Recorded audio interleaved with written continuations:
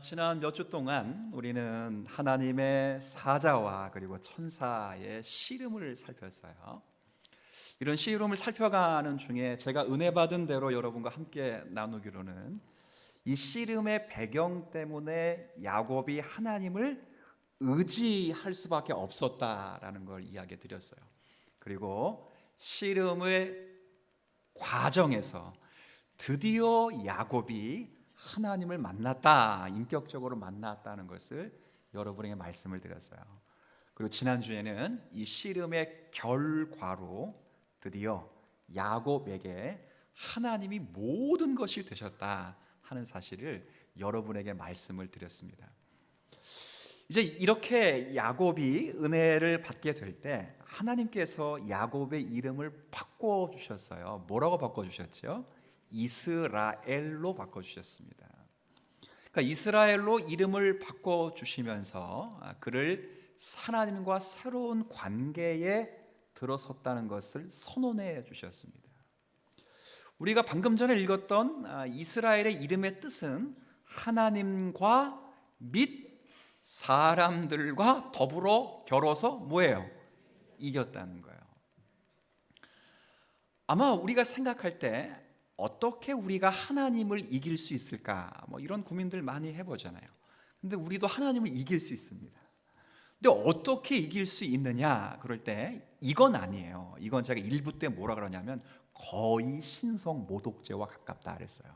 이게 뭐냐면 하나님께 고집을 부리면서 기도를 했는데 하나님이 그 기도를 그냥 하도 고집 부려 하니까 기도를 들어 주셨어. 그러니까 나는 누구도 꺾을 수 있는 사람이다. 이런 거 읽고 그렇게 적용하는 사람은 제가 볼 땐 무식한 게 아니고 신성 모독죄에 가까운 거예요. 이건 절대 지금 야곱의 씨름을 지금 네 번째 마지막 오늘 설교하는데 거기까지 가서 이걸 못 알아들으면 이건 큰일 나는 거예요. 물리적으로 육체적으로 야곱이 하나님과 싸워서 이겼다는 게 아닙니다. 야곱이 끝까지 고집을 피워서 끈질기게 매달려서 이긴 게 아니에요. 사실은 그 싸움 누가 이긴 거예요? 하나님이겠지. 하나님 상처받았어요? 하나님 다리가 없지만 다리가 부러지거나 자존심이 상해서 내가 다시는 내가 야곱과 상대를 그러지 않았어요. 상처를 받은 건 누굽니까? 야곱이에요. 그럼 하나님은 야곱의 무엇 때문에 그의 승리를 인정해 주신 걸까요? 그 이유는 딱 하나예요. 호세아 말씀에 근거하면 야곱이 허벅지 관절이 위골됐다고요. 절름발이가 되었어요. 그러니까 더 이상 자신을 의지할 수 있는 힘이 다 떨어진 거예요. 그때 비로소 호세아 말씀에 의하면 자신을 꺾고 자신이 깨어지고 하나님께 울며 통곡하며 회개하며 처음으로 하나님을 뭐 했다고요? 의지하는 거예요. 그때 처음으로 하나님을 인정하고 하나님을 시인하고 하나님을 의지했더니 그것을 야곱이 승리했다고 하나님 뭐 했다고요? 인정해 주는 거예요. 자녀들이 부모의 사랑을 넉넉히 받고도 이게 철이 안 들면 고집을 부립니다. 고집을 밥 먹는 것 가지고 고집 부리고 근데 그때 진짜 자녀가 이기는 건 끝까지 고집 부리고 안 먹은 게 아니라 어머니가 그 자녀를 인정해 주는 건 딱 하나예요. 생각해 보니 내가 잘못했습니다. 그거예요, 그거. 야곱이 비로소 자기 깨어짐이 있게 돼요. 야곱이 비로소 하나님 앞에 불쌍히 여겨달라고 기도를 하기 시작해요. 이게 전문 용어로는 내려놓음과 무릎 꿇음이에요. 여기 일생일 때 처음 있는 일이에요. 그때 하나님이 야곱의 이름을 뭘로 바꿨다고요? 이스라엘로 바꿨어요. 이스라엘. 여러분 참 이게 이스라엘 이름의 뜻이 아까도 얘기했지만 뜻이 뭐라고요? 하나님과 및 사람과 싸워서 저는 읽을 때 너무 좋은 거예요. 너무 좋아가지고 기도했다는 거 아니에요. 하나님, 우리 주님 사랑교회 모든 성도들이 하나님과 싸워서 이길 뿐 아니라 세상과 사람들과 싸워서 이기는 성도들이 되게 하여 주옵소서. 아멘이 시원치 않고 그런 교회가 되기를 간절히 기도했어요. 그러면 하나님과 싸워서 이기는 거 설명했어요. 간단한 거예요. 자기를 꺾고 자기가 깨어지고 하나님을 절대적으로 뭐 하는 거예요? 의지하는 거예요. 의지하는 거. 하나님을 철두철미하게 의지하고 하나님을 바라보는 거예요. 세상에서의 승리는 자기의 아집과 자기가 가지고 있는 힘으로 버티는 것, 아니면 자신이 가지고 있는 힘과 권력으로 사람을 굴복시키는 걸 승리라고 말해요. 근데 하나님의 승리는 그런 승리가 아니라 철저하게 자기를 부인하고 하나님이 아니시면 안 되겠습니다 라는 마음으로 하나님이 붙들 때, 그때 하나님이 그 사람을 뭐 해주냐? 인정해 주시. 인정. 그때 인정해 주시면 사람과의 문제도 해결되는 거예요. 그 인정이 승리하는 거예요. 하나님이 나를 인정해 주시는 거. 그러려고 필요한 건 하나님을 철저하게 의지하는 거. 근데 오늘 본문에 보면 재밌는 게 이스라엘의 이름의 뜻이 하나님과 싸워서 이겼다 이것만이 아니잖아요. 그러니까 지금까지 설명했으니까 하나님과 싸워서 이겼다는 게 자기 힘으로 자기 고집 풀었다는 게 아닙니다. 싸워서 이겼다는 뜻을 설명했어요. 근데 하나님과 싸워서 이겼다는 것만 있지 않고 누구랑 싸워서도 이겼다고요? 사람과 세상과 싸워서 이겼다는 거예요. 이게 오늘 여기까지 생각을 해야 되는 거예요. 어떻게 사람과 싸워서 이길 수 있는가? 어떻게 세상과 싸워서 이길 수 있는가? 순서가 굉장히 중요해요. 오늘 우리가 읽었던 말씀 28절을 다시 한번 여러분 한번 읽어 주시면 좋겠습니다. 시작. 그가 이르되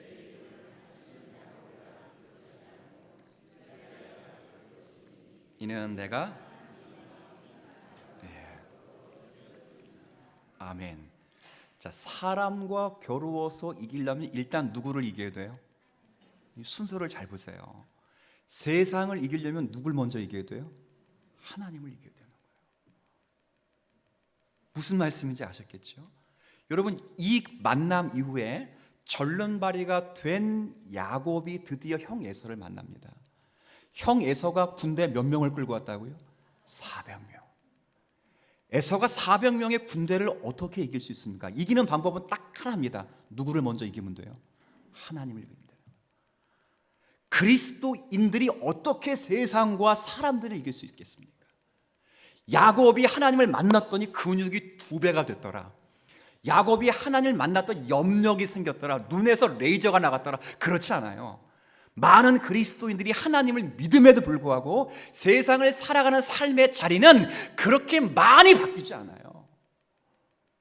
같이 울 수도 있고 때로는 넘어질 수도 있어요. 심지어는 죽고 싶다 하는 마음이 들기도 해요. 그런데 그런 삶을 살아가는 성경일지라도 정령 그리스도인들은 세상을 이길 수 있고 하나님을 이길 수 있는 거예요. 어떻게 이기는가? 누굴 먼저 이겨요? 하나님을 이기는 거예요. 그러니까 하나님을 간절히 붙잡을 때 하나님의 능력으로, 하나님의 보호하심으로, 하나님의 인도하심으로, 하나님의 역사하심으로 이 세상을 이길 수 있는 거예요. 생각해 봅시다. 골리앗을 무너뜨린 사람은 누굽니까? 다윗. 너무 재밌잖아요. 근데 다윗이 골리앗과 싸우러 나갈 때 사울왕이 입었던 갑옷을 입었다고요. 근데 성경에 보면 좀 과하게 의역하면 그 갑옷이 땅에 질질 끌릴 정도였어요. 그러니까 이 다윗의 나이나 다윗의 체력을 보면 골리앗과 싸울 수 있는 형편이 절대 아니지. 사울왕의 투구가 머리에서 놀았다니까요. 막 맴돌았다니까. 그러니까 사울왕보다 훨씬 머리 사이즈가 작은 거예요. 사울왕도 안 되는데 다윗은 어떻게 골리앗을 이겼냐 그 말이에요. 하나 딱 하나요. 만군의 여호와의 이름을 믿고 의지해서 이기는 거예요. 너는 칼과 창과 단창으로 내게 나오지만 나는 네가 지금 모욕하고 있는 살아계시고 전능하신 하나님의 이름으로 나아가노라. 그렇죠. 전쟁이 여호와의 승리가 사람의 숫자에 있는 것이 아니라 여호와의 이름에 있다는 것을 나는 온 천하에 드러내리라. 하나님을 의지하는 믿음으로 승리한 거예요. 여호수아 칼렙도 보세요. 가나안 땅을 딱 점검할 때 아낙 자손들이 장대같이 컸다고요.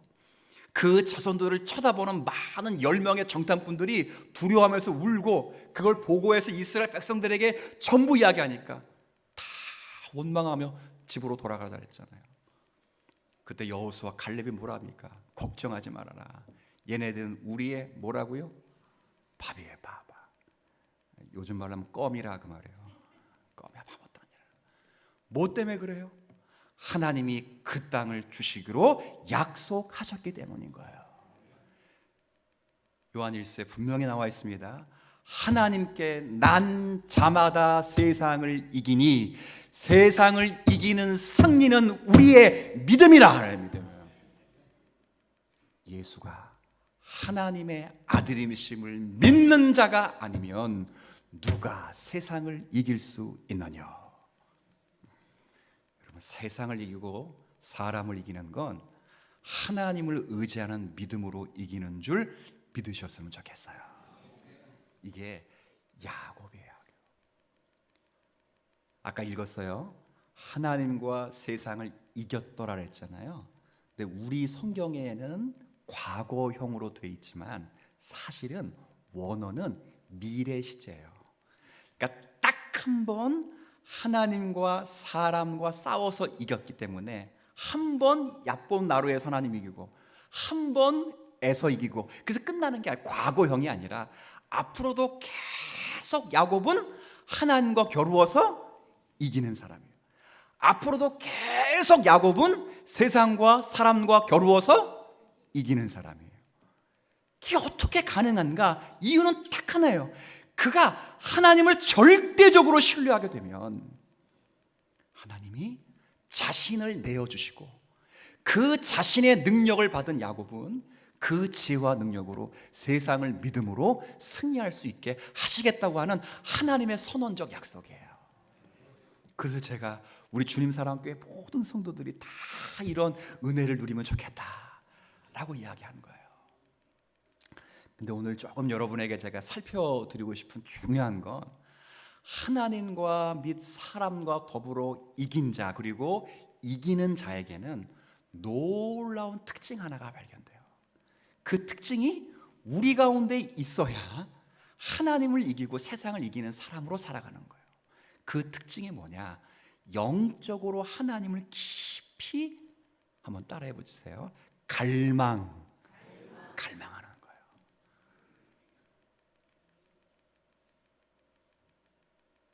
사슴이 마치 시냇물을 향하여 뭐 하듯이, 원래 용어로는 헐떡이듯이, 이러듯이 하나님을 향하여 간절히 갈망하는 거예요.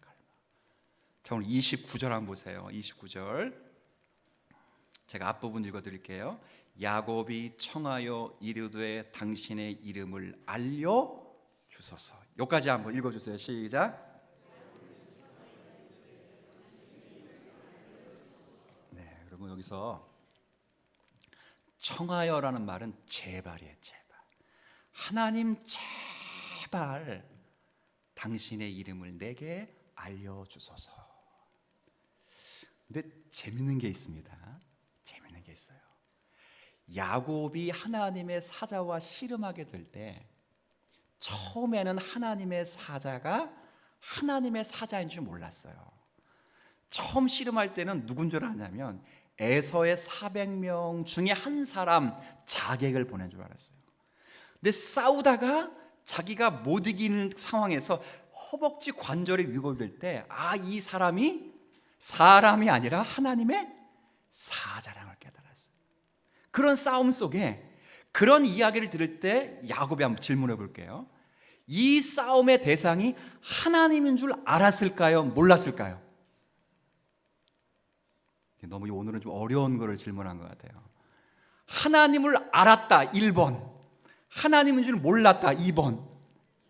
네, 30절을 보세요. 30절. 자, 그러므로 야곱이 그곳 이름을 뭐라 불렀다고요? 분이엘. 분이엘이 뭡니까? 하나님의 얼굴을 대면했다라고 말하는 거예요. 자, 그러면 확실해졌어요. 야곱이 자기와 사람한 싸움 씨름한 사람이 하나님인 줄 알았어요, 몰랐어요? 알았어요. 알았는데도 하나님의 이름을 지금 뭐 해달라요? 알려달라는 거예요. 이게 놀라운 겁니다. 하나님을 만난 사람, 인격적으로 만난 사람의 특징이 뭐냐? 하나님을 더 뭐 하고 싶어? 알고 싶어 하는 거예요. 하나님을 모르지 않아요. 지금 야곱이 하나님을 인격적으로 만났고 하나님이 야곱에게 이스라엘이라는 이름을 선언하셔서 야곱과 하나님의 새로운 관계가 형성되었다고 말하고, 오늘 말씀 29절 마지막에도 하나님이 야곱에게 복을 내려주셨다고요. 근데 여기에 야곱이 만족하지 못하고 하나님을 더 뭐하고 싶어요? 알고 싶어 하는 거예요. 더 알고 싶어 하는 거예요. 이게 거듭난 신자, 하나님을 만나고 은혜 받고 죄 용서함 받고 의롭다 칭함 받고 새 생명의 은혜를 받은 성도들이 마땅히 가져야 할 하나님을 향한 우리의 마음인 줄 여러분이 믿으셨으면 좋겠어요.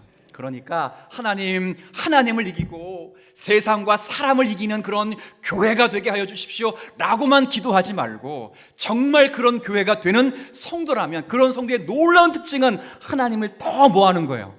갈망하는 거야. 막 갈증을 느끼며 하나님을 알고 싶어 하는 거예요. 이게 하나님을 만나는 성도의 놀라운 특징이에요. 분명히 하나님이 누구신지 알아요. 그분의 은혜를 맛보기 시작했어요. 그러면 자연스럽게 하나님에 대한 영적인 갈망이 솟아나는 거예요. 제가 일부 예배 때 청년 이야기를 잠깐 했어요. 제가 몇 주 전에 아내와 함께 12시 가까이에 일이 있어서 요 엘리베이터를 타고 1층을 나가는 요 앞에 현관을 나가야 될 일이 생겼었어요. 그래서 뭐 밤 12시가 되면 편하게 입어도 돼요, 안 돼요? 밤 12시까지 기도하지 마세요. 편하게 입고 다니게. 편하게 입고 딱 아내가 하고 내려왔는데 엘리베이터가 딱 열렸는데 20대 초중반 여자 아이들이 쫙 있는 거예요. 놀랬을까 안 놀랬을까? 저도 놀랬지만 걔네들이 더 놀랬어요. 야! 순간 서로 놀랬었어. 그 문득 드는 생각이, 아니 12시까지 20대 초중반 아이들이 지금 뭐 하고 있었을까? 근데 목사는 신적인 능력이 있어요. 어떤 신적인 능력이 있냐면 얼굴을 딱 보면 은혜 받은 것이다, 그냥 놀았다, 딱 알 수 있어. 구역 예배 딱 봐도 알아요, 분위기. 오늘 이 구역에 놀았구만. 딱 보니까 너무 은혜 받은 얼굴이에요. 눈가가 초롱초롱초롱하고. 제가 안 물어봤어요, 그때는. 그리고 며칠 뒤에 이야기를 들으면 내가 무슨 얘기인가 다 모르지만, 무슨 얘기냐, 나 4시부터 12시까지 무슨 얘기였냐, 하나님이 너무 알고 싶어가지고 자신이 만난 하나님에 대해 이야기하느라고 자정을 넘겨서 같이 막 이야기를 하다가 시간을 보니까 12시가 다 된 거예요. 이럴 때 아멘을 해야지. 이럴 때. 그러니까 은혜 받은 사람의 특징이 뭐냐? 한 번 교회 오면 집에 가기 싫은 거예요. 은혜를 못 받는 사람의 특징이 뭐냐? 와서 졸다가 집에 가길, 빨리 가길 원하는 사람들이야. 왜 내 얘기하냐고? 그럼 누구 얘기해? 내가 누구 얘기해? 성도교회 이야기해 그러면? 이해되시겠어요? 그 친구들이나, 그 친구들도 여러분 되면 다 그럴 수 있게 치지만, 일단 그 시점에서 그 친구들이나 저와 여러분들이나 똑같이 하나님 알아요. 어쩌면 걔네들보다 우리가 하나님 더 많이 알 수 있어요. 근데 문제는 그 친구들은 하나님을 지금 더 뭐 하고 싶다고요? 갈망하는 거예요. 갈망하는 거. 이게 하나님과 사람을 이긴 자의 특징이에요. 저희 아버님이요, 팔순이십니다. 그런데 그 교회에서 제일 기뻐하고 고마워하는 게 뭐냐, 80이신데도 구역 예배를 단 한 번 안 빠지는 거예요. 이럴 때는 아멘 안 해도 됩니다. 근데 생각을 해보세요. 그만 나가도 되게 80대 노인이 무슨 은혜 받겠다고. 근데 몇 년 전에 들었어요. 자기가 왜 나가는지. 구역장님 때문에 나가는 거예요. 근데 구역장님이 70대신 장로님이세요. 머리도 허옇하고. 근데 70된 장로님이 얼마나 기도와 말씀으로 섬겨주시는지 너무 감사해서 하나님께 예배드리는 즐거움이 너무 나간다는 거예요. 제가 그 장로님 만났다는 거 아니에요. 너무 감사해가지고. 얘기를 쭉 들어보니까 참 대단하시더구만. 새벽 예배를 단 한 번도 빠지지 않는 거예요. 40대 초반의 장로가 돼가지고 단 한 번도 빠지지 않고 매일 저녁 밤 10시만 딱 되면 하루의 모든 일과를 일기로 다 정리하면서 예수 동행 일기를 쓰는 거죠. 11시 반까지. 그리고 아내와 나누는 거야. 그러니까 제 아버지를 맡겨놓은 걸 제가 어떻게 생각했어요? 기도하잖아. 절대 구역장 바뀌지 않게 해달라고요.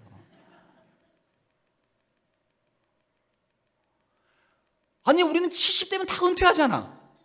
여러분, 은퇴하는 거는 후배들을 양성시키기 위해서 잠시 은퇴하는 것이지, 은퇴를 해놓으면 예배를 안 나오대. 또 놀랍더라고요. 왜 은퇴를 했는데 예배까지 안 나와? 그러면 영원히 은퇴하시던지 천국 가시던지. 이해가 안 되는 거예요. 은퇴가 어디 있어요? 은퇴가. 야곱이 하나님의 이름을 알려달라는 나이가 그때 90? 몇 세를 했더라 제가? 7세야 7세. 베델에서 하나님 만난 데가 나이가 몇 살을 이랬어요? 77세. 20년 지났으니까 97세예요. 간절히 소원하는 거예요.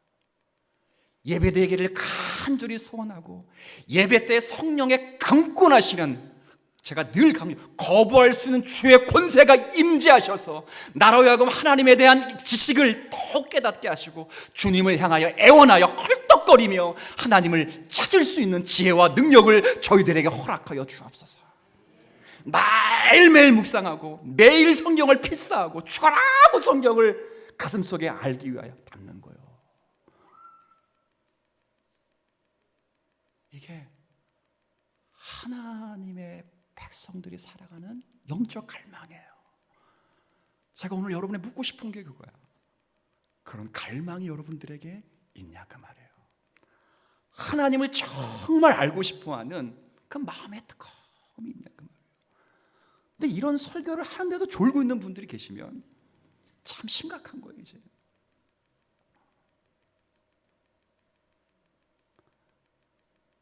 제가 나이가 어린 게 감사해야 돼요. 혹시 나이 먹었으면 잔소리 더 할 뻔했어.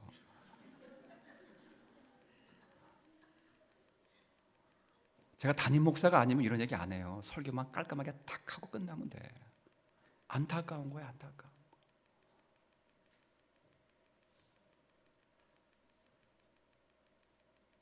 우리 영적 갈망이 과연 있냐 그 말. 모세하고 왜 모세? 이스라엘 백성들이 시내산에 더디오는 모세 때문에 죽었는가 보다. 우리를 인도하는 신은 지금 사라졌는가 보다 하고 해서 옛 개버릇 난 못 준다고 옛 버릇 그대로 금송아지 신상을 만들어 놓고 우상이라 말하지 않았어요. 금송아지 신상을 딱 부어 만들어 놓고 뭐라 그랬습니까? 이는 우리를 애굽 땅 종되었던 곳에서 건져내신 우리의 하나님이시다. 여기서 아멘 안 돼요. 하나님이시라 했다고요. 근데 그게 뭐라고요 지금? 금송아지, 금송, 우상이라고. 하나님이 정말 기가 막혀가지고 기도하는 모세를 깨워서 내려가라 말씀하시고 다시는 내가 얘네들을 이스라엘 백성 200만 명을 가나안 땅에 들여보지 않겠다라고 확 선언했어요. 화가 나죠. 얼마나 화가 나셨으면 그때 모세가 하나님 앞에 간절히 기도하는 거예요. 하나님을 너무도 잘 알고 있었던 모세가 하나님을 간절히 찾아서 하나님이 약속하셨습니다. 적과 꿀이 흐르는 가나안 땅에 반드시 내 백성을 보내주시기로 약속하셨는데 여기서 이 백성을 끊어내시면 하나님의 영광에 누가 됩니다. 하나님이 그 기도를 들으시고 그 백성을 가나안 땅으로 들여보내시겠다고 약속을 다 하시는 거예요. 좋아, 내가 너의 백성을 가나안 땅까지 들여보내겠다. 근데 그 다음 하나님 뭐라고 했어요? 그런데 나는 안 갈랜다. 저것들하고 가면 문화통이 터져가지고 또 죽일지 모른다. 문제 해결은 됐잖아요. 가나안 땅에 들어갔잖아요. 약속하신 현실적인 천사, 가장 탁월한 천사를 통해서 아무 문제 없이 가나안 땅, 약속의 땅에 들여보내 약속하셨죠. 약속 받았잖아요. 문제 해결 받았잖아요. 근데 모세는 거기서 만족하잖아요. 하나님, 우리가 가나안 땅에 들어가는 목적이 아닙니다. 가나안 땅에 들어가는 건 목적이 아니라 하나님이 함께 하셔서 하나님과 동행하는 것이 진짜 이스라엘의 축복입니다. 하나님 그 기도 들어주셨을까 안 들어주셨을까? 들어주셨어요. 그 기도를 흡족히 들어줘서 그래, 내가 내 백성과 영원히 동행하여 그들과 함께하고 가나안 약속의 땅에 내가 그들과 함께 들어가리라. 다 해결됐죠. 그렇죠? 문제 해결됐어요. 가나안 땅에 들어갔어요. 하나님 동행했어요. 그럼 끝나야지. 모세는 멈추지 않는 거예요. 멈추지 않았어요. 마지막으로 간절히 기도하는 거예요. 주님, 우리에게 주의 영광을 보여 주옵소서. 로이드 존스 목사님은 부흥이라는 책을 쓰시면서 그 책에 부흥의 참된 목적은 바로 이것이다 그랬어요. 하나님의 영광을 아는 것, 하나님 자신을 갈망하는 것이 진짜 뭐라고요? 부흥이에요. 한 영혼이 예수를 믿어서 구원받고 나면 가장 큰 심령의 부흥은, 주님 사랑교회 부흥은 숫자가 많아지고 재정이 넉넉해지고 사역들이 많아지는 것이 부흥이 아니라 함께 있는 모든 교회 성도들이 영적으로 여호와를 갈망하며 영적으로 여호와의 영광을 위하여 불일 듯 일어나는 것, 이것이 진짜 부흥인 줄 믿습니다. 그 마음을 가진 거예요.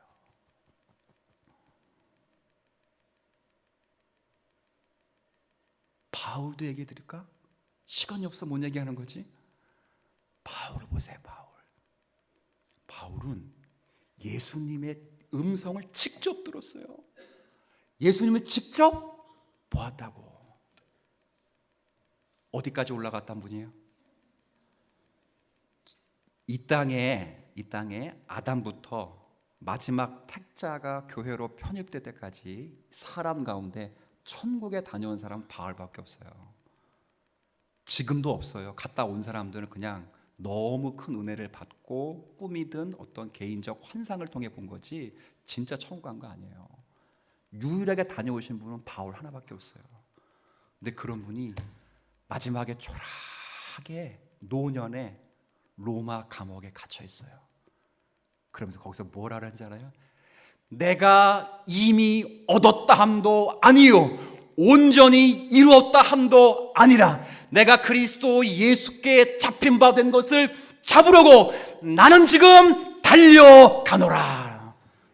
그 로마의 초라한 감옥에서 언제 죽을지도 모르는, 은퇴했으니 지금 편안히 이게 아니라 하나님을 갈망하고 알고 싶어서 나는 지금도 뭐 한다고요?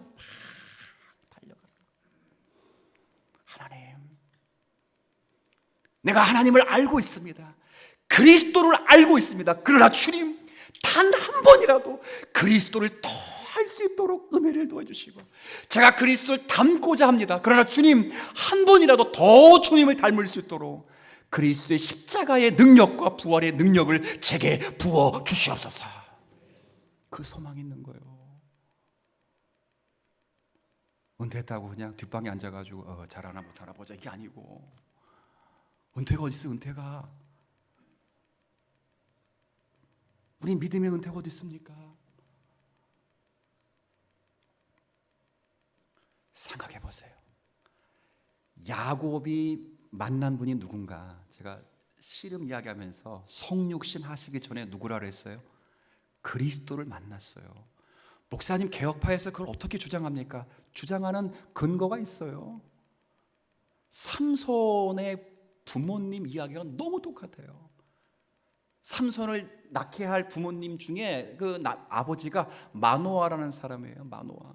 근데 이 마노아라는 사람이 결혼해서 아내를 맞았는데 아내가 임신을 못하는 거예요.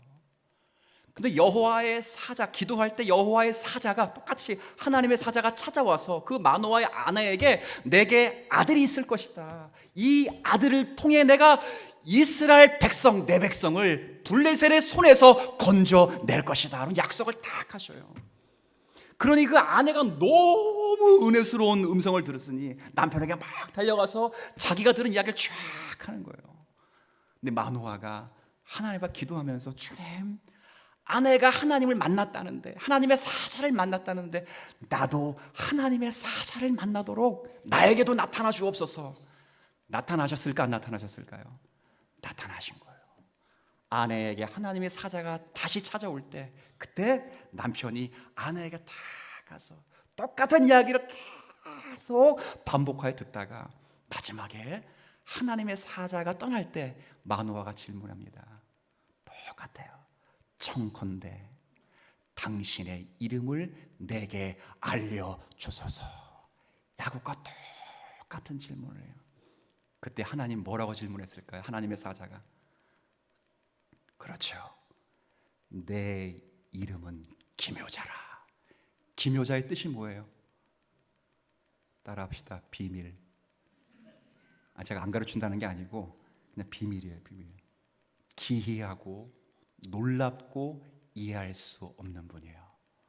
이사야 선지자가 이 이름을 근거로 장차 오실 메시아를 예표하면서 한 아이가 우리에게서 낳고 한 아들을 우리에게 주신 바 되었는데 그의 어깨에는 정사를 메었고 그의 이름은 기묘자라. 그는 전능하신 하나님이시라. 영존하시는 아버지라. 평강의 왕이시라 했다고요.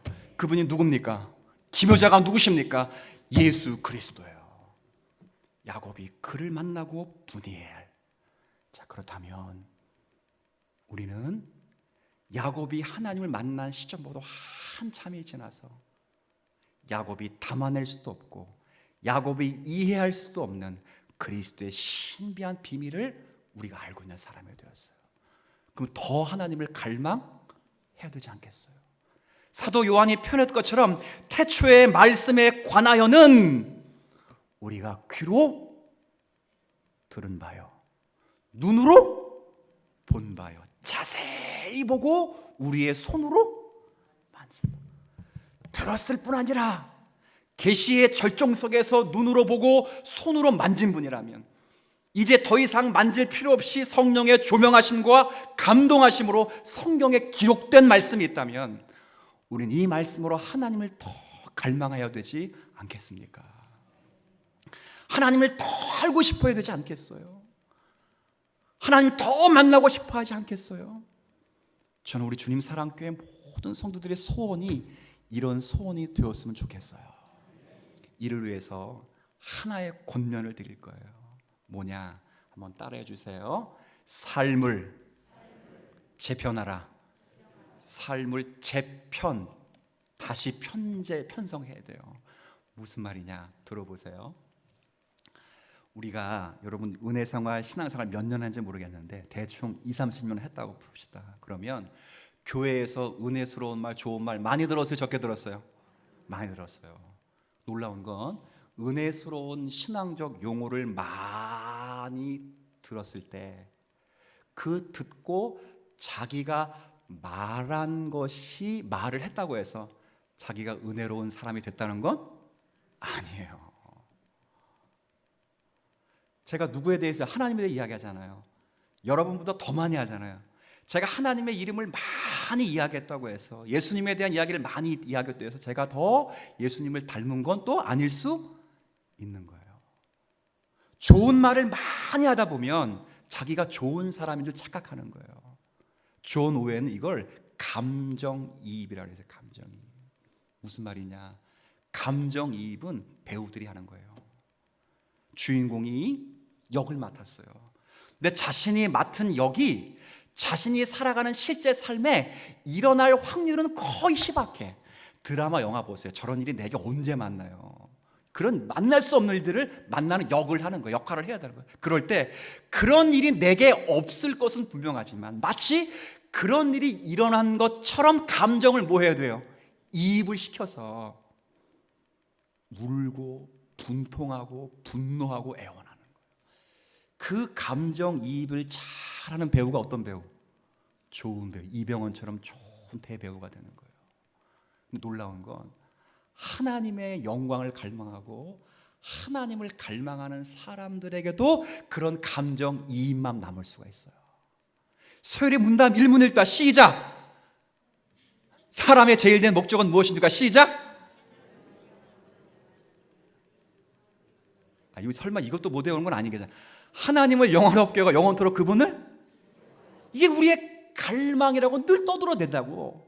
근데 문제는 떠들어댔기 때문에 그렇게 산후 착각하는 거예요. 그래서 뭘 하라고? 감정을 이입시키지 말고 삶을 재편하는 거예요. 우리의 삶의 모든 삶의 구조가 이 하나님의 영광과 하나님을 아는 것이 될 수 있도록 세팅을 제대로 하지 않으면 전부 허울이에요, 허울. 제가 야구를 너무 좋아하는 거 우리 교회 분들 다 아실 거예요. 근데 한번 그런 얘기 했죠. 제가 예전에 또 어떤 좋아했던 선수가 투수인데 그 선수의 유일한 소망은, 투수의 소망이 뭐겠어요? 타자가 못 치는 공을 던지는 거예요. 타자의 소망은 투수의 공을 잘 치는 거예요. 그러니까 그 투수의 소원은, 유일한 소원은 타자가 못 치는 공을 던지는 거예요. 근데 타자가 못 치는 공을 던지려면 두 가지가 필요해요. 하나는 구속이 필요하고 하나는 구종이 필요해요. 이 구속과 구종은 이게 전인격적, 그러니까 전 어떤 삶에서 이게 뭐랄까 육체에서 다 나오는 거지만 중요한 건 이 손이 굉장히 중요해요. 손이 커야 되고 이 압력이 세야 돼. 그리고 구종을 선택하려면 손가락이 길어야 되는 거예요.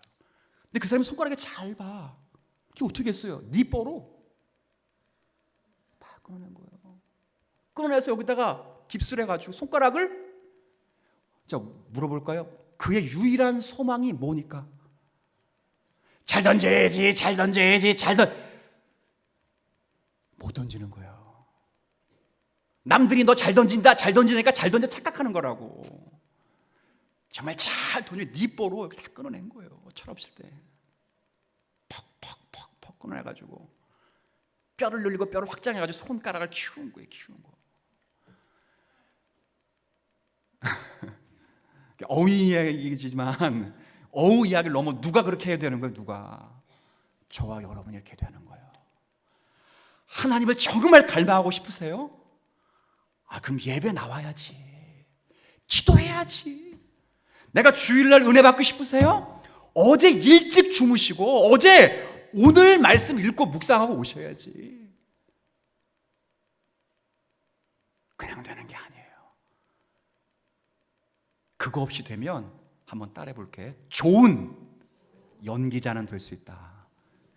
연기자는 될 수 있어요. 좋은 연기자는 될 수 있어요.